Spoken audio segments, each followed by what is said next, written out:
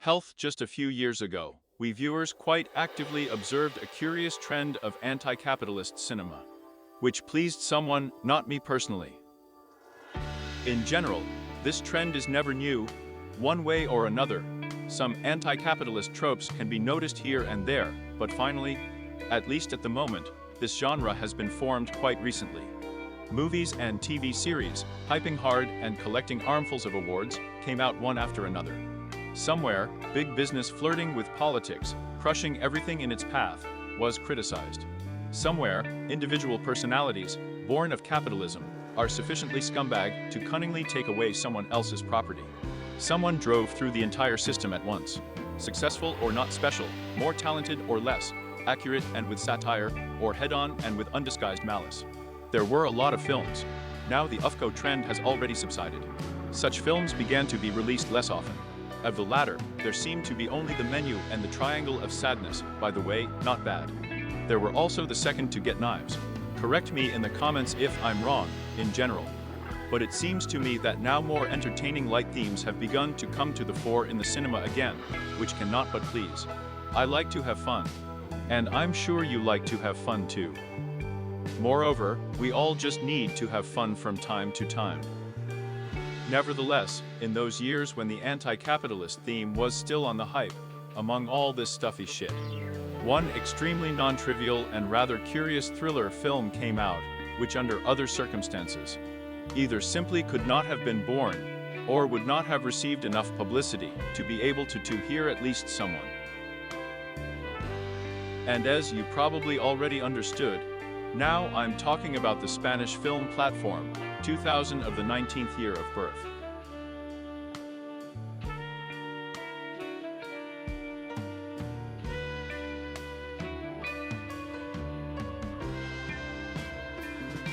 A young boy Goring, named after the popular YouTube video blogger Gennady Gorin, wakes up in a certain room. He, like us, does not yet know what kind of place it is and how it works. Grandfather Fardid Trimagasi is sitting opposite him. In addition to two shelves, there is also a wash basin, a mirror, and a huge gaping hole in the room. Now my laborer should appear here, who will say that there is a hole in my ass, and this is a hole. This hole leads somewhere down, where the views of my channel are at the very bottom. Grandfather Fardid Trimagasi immediately drops this phrase when meeting Goring. Level 48. One might think that he is flexing now because he has the 48th level in the legendary collectible dark fantasy RPG. Raid Shadow Ice, sorry. But no, the 48th level is the floor they are on. It is still unknown how many floors there are. Over the course of the film, we will hear an increasingly large number, then 150, then 200, then 250. At the very end, it turns out that there are 333 of them. The numbering of the floors here is inverted, that is, the first floors from above, the last from below, which at first may seem like outright Morinism. In fact, it will turn out to be so. Nevertheless, it fits perfectly into the concept that a pit or a hole, as this place is called here, is a simplified illustration of our society. Yes, these are films from the category called Facts Suck, which I personally have already missed a little bit a couple of years ago. The pit is such a peculiar attempt to show modern society, and it is shown in the form of a huge gut-like structure. Like a beehive from the abode of evil, if it were stung to a small elevator shaft going down somewhere. People live on each floor of this pit, namely, people survive, usually in the amount of 2 pieces, but sometimes it happens that one of this pair, let's say, dies. Once a day, a very large platform filled with various food passes through all the floors. Basically, these are some snacks. But you can only eat food when the platform is on your floor. If you try to leave something for later, the floor temperature will either rise or fall until you either freeze or fry. Thus, the pit administration is struggling with hoarding. Actually, since this food is here, does it mean that someone is cooking it? That's right. On the ground floor, there is a dining room with 5 stars on 2 gis, judging by this pretentious man who walks around, looks at the food. And this type of food is my food. It is not known whether the canteen workers know what is happening under them. All that is required of them in the world of this film is to serve the platform every day. This is where it becomes clear why the numbering of floors is reversed, because the first floors, located at the very top, get everything, when the bottom ones get either leftovers or the whole fucking thing. This says a lot about our society. So that the types in the pit do not relax, once a month they are transferred to another floor. And it happens randomly. So you can be both at the very top and at the very bottom. A special thrill in such a situation is to get to the lower floors for several months in a row, where only dishes, which you know are inedible, get to eat. Although this guy from the new Nitro guys would argue with me. Here we need to make a choice. Interpret this as capitalism moment or not. After all, if we admit that yes, this is how capitalism works, it turns out that we automatically devalue the work of all those people who, by coincidence, find themselves at the very bottom, tear their asses just to improve their lifestyle, and climb to a higher floor. After all, the film, at first glance, claims that their presence on the upper floors is no more than the most ordinary random. And at any moment, everything they have can magically disappear. I think people who really try very hard are not particularly pleased when their success is equated with banal luck. Although, of course, I do not deny that there is a certain amount of chance in every success story. In any case, as I understand it, the director himself had nothing in mind. In general, his goal was to demonstrate with this film, not capitalism, but the essence of human nature, namely our animal cruelty and our selfishness. It's just that I have too often met such an opinion, by the way, very common, as if the platform is a satire denouncing capitalism. Which is why it was difficult for me personally to consider something else in the platform at first. This was hindered by the accompanying information noise. It is also worth adding that you can get into the hole either voluntarily, as Goring did, who agreed to spend 6 months here, in exchange for a good education, or forcibly, as in the case of Stream Gossi, who rattled here for unintentional murder. As for these two as characters, Goring, as you have already understood, is the central person here. We will be watching him until the very end. Tremagossi is a secondary person. He is just one of 3 existing neighbors of Goring. About these guys a little later. Before launching you into the pit, you are allowed to take one item at your discretion, and thanks to this, we can understand Goring and Tremagossi even better. Goring, being a noble idealist dreamer with notes of altruism, took with him Don Quixote, a book about a noble idealist dreamers, with notes of altruism. Tremagossi, an incredulous cynical survivalist, chose a Japanese knife. Well, it's immediately obvious which one of them is a fucker. Both, of course, because it's not obvious to a fool that if you take something into the pit, it's only melamine sponges. The benefits of them there are 0, of course, but have you ever seen how cool they wash any surface? In general, all household plastic is also perfectly cleaned with. They changed my life, she even removes a leaf. Based on their choice, their method of survival in the pit is also visible. If Tremagossi fully and extremely willingly accepted the rules of the game, which force him to think about his well-being first of all, then Goring is thinking about how to agree with everyone about conscious consumption so that everyone has enough food. Of course, on the upper floors, on which this whole idea depends, they will not even listen to him. Because when it comes to survival in such extreme conditions, nobility is the last thing a person will think about. If you now want to show me, they say, Andre, you're talking shit, look at Goring, he being in such conditions, still thinks about how to help everyone. I'll tell you that Goring is a hidden psychopath, literally, who, because of his good intentions, will only aggravate an already not very successful situation. Moreover, throughout the film, we will observe the decomposition of his personality, which, coupled with the initially present fanatical conviction of his own rightness, will turn Goring into a rabid madman closer to the finale, which will lead to simply terrifying consequences. At the same time, I don't want you to think that I'm protecting Tremagossi and his approach to living in a pit right now. Tremagossi is a heartless brute. Survival by survival is okay, of course, good, but at the same time, he likes to assert himself at the expense of people from below, once again reminding him of his superiority. Spitting and pissing on the platform as it goes on. Tremagossi is a person who lives according to the precepts of Roma Azazin, ready to kneel before the stronger and bring the weaker to his knees. So no, I'm not going to defoy Tremagossi by any means. In general, in this regard, the platform is of course an amazing film, because there are simply no positive characters in it specifically. Absolutely everything here is either neutral or negative. simply because the pit is such a location in which there is no place for the manifestation of good human traits. Here, opposing ideologies and mutually exclusive worldviews meet head-on, and their own lives are at stake. So there is nowhere for altruism and nobility to come from here. The pit, in general, is like a secondary school in your urban-type settlement. All of this, however, was just an exposition, a snack part, if you let me. It's time to move on to the main course. God, what a cringe. So, Goring wakes up in a pit, frustrated and lost, meets Trimagasi, at first not a particularly talkative grandfather fart, and begins to quietly delve into the world of the arrangement of the place in which he will spend the next 6 months. At first, Goring, being on the 40th floor, does not want to finish eating for 96 hungry mouths. By the way, very soon, there will be 95 of them. Yes, as I said, killing in a pit is quite a common thing. But it's okay, Grandpa will finish eating. After some time, the feeling of hunger, however, will begin to prevail over disgust. And Goring will join the club of lovers of these wonderful leftovers. Day after day, Goring will get closer to Trimagasi. They will even become something like forced buddies, which is why Goring, under the influence of his new Kent, will gradually begin to lean. Here he throws an empty plate somewhere in the center of the platform.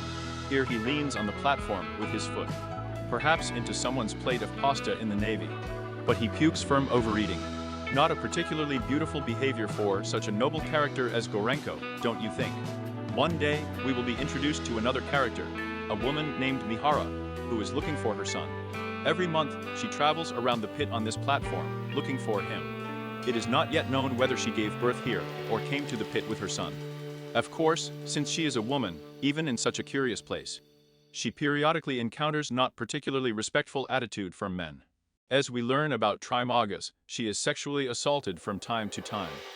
But the pit managed to harden her, so most often she still comes out of such situations as a winner. Goring, being an altruist, tries to help her somehow, but she clearly does not need help. However, she will remember it. And so the first month of Goring in the pit passes. Not that it's just nice, but without any inconvenience, I must say. The 48th floor gives Goring a rather cordial welcome. Nevertheless, as you remember, the pit works on the principle of thanks to this house, let's go to another one. And once a month, absolutely all people are randomly transferred to another floor. We don't know yet which floor of the Goring Streamagasi to wake up on tomorrow, but we already feel that it is clearly below the 48th. Goring, on the other hand, with his sedated vigilance, does not steam much, and very much in vain. Despite the fact that during this month, Streamagasi has become much kinder towards Goring. His gut of a cynical survivalist has not changed in any way, so the next morning Goring will wake up tied up. A familiar picture sends greetings to my stepfather Tremogasi, immediately confronts Goring with the fact that he is from a full-fledged person, demoted to the status of a shawarma, and after some time somewhere he will taste this shawarma. In general, this experience is never new for him. Once Streamagasi had already got to level 132, where he was forced to eat human flesh. Now the guys woke up already on the 171st, so God himself ordered them to indulge in cannibalism here. By the way, Trimagasi killed his past neighbor, or he ate some random poor guy. We will never know. Personally, I'm more inclined to the first option. Trimagasi explains his position by saying that food never comes to the lower floors, and it's true that when the platform reaches here, we will see nothing but cleanly licked dishes. There weren't even any bones left. So sooner or later, all of himself is such a noble and altruistic Goring, and he will begin to stare at the Trimagas. Seeing in him there is no longer a person, but an appetizing kebab. And since Goring is stronger and younger than Trimagasi, it will not be difficult for him to break and kick his grandfather. Maybe this, however, will not happen, but Trimagasi is not ready to rely on the probability. Therefore, after showing exactly where the attack was being prepared for him, he connects Goring first. It's better to eat than to be eaten, says Trimagasi. Nevertheless, it is worth noting that Trimagasi has no negative attitude towards Goring. For him, it's just a necessity, not a whim. That's how survival in the pit works. Therefore, the grandfather does not cripple Goring in any way, does not cut off his fingers, cheeks, nose, ears, or penis. And these, to my taste, are the most delicious parts of the human body. In this regard, Trimagasi promises that he will do everything beautifully on the Bamboni chick. Goring will not even notice that he has lost some part of himself. Moreover, Trimagasi does not start skinning immediately, but after waiting for an extreme degree of hunger. In about 40 minutes or a week, it doesn't matter. In this behavior, we clearly see a manifestation of something like mercy on the part of the Trimagasi. And they say there is no good left in the world at all. Unfortunately, as they say, alas and ah, Nutribaba. Trimagasi will not be able to eat, because when he does want to start eating, Mihara will pass by the guys, who, remembering the attention shown by Goring, what she encountered is quite likely for the first time here. Usually, attention towards Mihara looks a little different. Intercedes for him, then cuts the ropes, and gives him the right to choose to kill Trimagasi or leave him alive. And what does our noble friend Mr. Goring decide to do? Of course, he coldly, without a drop of doubt, deprives Trimagasi of life, a defenseless weak old man, who only planned to cut off a couple of insignificant pieces from Goring, the absence of which he would not even notice. In addition, Trimagasi also promised to take care of Goring, protect him, feed him by himself, but still. And here is such a nice kind old man Goring, a man who just a month ago believed that any conflict could be resolved in words and kills. But he could have just tied him up in the same way. But no, he went to the wet. Yeah, Goring. What have you become, Goring? Having fattened and watered Goring, Mihara goes on. Goring, on the other hand, is left alone with the corpse of Trimagasi, who will become his canned food for the next month. Of course, this case will leave a lifelong imprint on Goring's heart. It is from here that his personal decomposition starts. So he will begin to see the Trimagasi already in his head. Trimagasi, although being only a product of Goring's inflamed mind, will be perceived by him as an independent unit, with the help of which he will first try to justify his not the most humane actions, such as murder and cannibalism, and then completely inspire himself with complete schizo. Well, more on that later. And so the second month of Goring's stay in the pit passes. The next neighbor of Goring is a woman named Imagiri. It's like a triangle with rice Kazakh cuisine. At first Goring does not recognize her, but this is the same employee who accepted his application for admission to the pit. And Magyar, just like Goring, came here voluntarily for her own reasons. In 8 years of working for the administration, by the way, for the whole film, we never find out who is behind the creation of the pit. The state or some private individuals. Literally hundreds of people passed through Imagiri, and now she finally decided to see for herself where she was sending them all. To hell in general. Well, and if possible, help them somehow. Although Imagiri didn't have a complete idea of what was going on here, she still knew something. And in particular, she was aware of the main purpose of creating a pit, the education of spontaneous solidarity in people. According to her, the pit should help unite the poor fellows who got here, they say, realizing what position they are in. Instead of thinking about their own survival, they suddenly want to work together, organize the correct distribution of food, that's all. In general, Majira is a rather naive person, so she will believe until the last moment that the problem is not in the pit itself, but only that people in it do not want to cooperate. And even if we remove the banal egoism inherent in absolutely every person, someone has less, someone has more. First of all, cooperation is impossible here because of the lack of communication. The people in the pit have no paper, no ink, no cart chats, so that they can throw off non-funny memes there. Secondly, no one even knows approximately what number of floors there are, and, accordingly, the approximate number of people who are here. How to calculate the correct number of servings so that there is enough food for everyone, and that there is nothing superfluous left. While also without any communication, it is not clear at the interview when people are considered as potential prisoners of the pit. Each of them is asked to name their favorite dish without specifying why. Therefore, Magyar insists that if people ate only what they prescribed in their questionnaires, there would be enough food for everyone. But again, no. Since the poor devils did not specify why they should name their favorite dish, many of them gave the answer as far as possible from the pussy. This can be seen from the large number of desserts on the platform. Goring chose snails as his favorite dish, which he will see for the first time only in the third month of his stay here, and which, despite the large amount of protein in them, cannot even come close to making up an extremely low daily rate of colorage for such a large mature man as Goring.